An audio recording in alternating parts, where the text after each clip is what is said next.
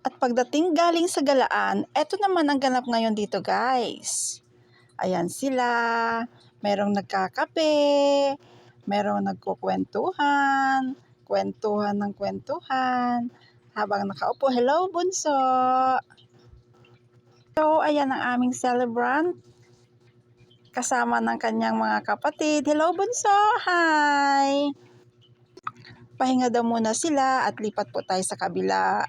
Dito naman sa kabila, ayan, nagse-celebrate ang kaniyang mga kapatid dahil nga graduate ang aming magna cum laude. Yahoo! Kaya ayan, merong konting celebration ng magkakapatid. Mga pagod yarn, kakapasyal. At pagdating, eto naman ang ganap. May konting celebration habang ang iba naman ay nagpapahinga dahil napagod sa kalalakad. Pasyal dito, pasyal doon. Kain dito, kain doon.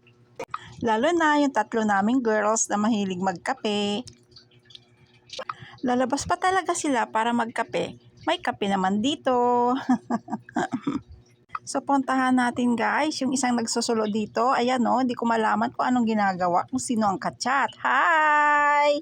Sinong kachat mo dyan? Nag-iisa ka ha? Patingin nga, sino kachat mo?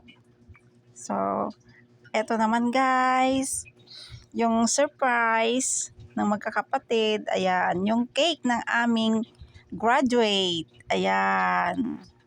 Congrats uli anak. Congratulations. Congrats from all of us.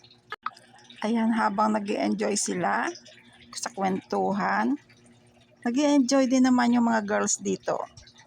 Ayan, lalo na yung isa rito oh. Ayan, nag-i-enjoy naman siya. Pupunta daw siya sa veranda.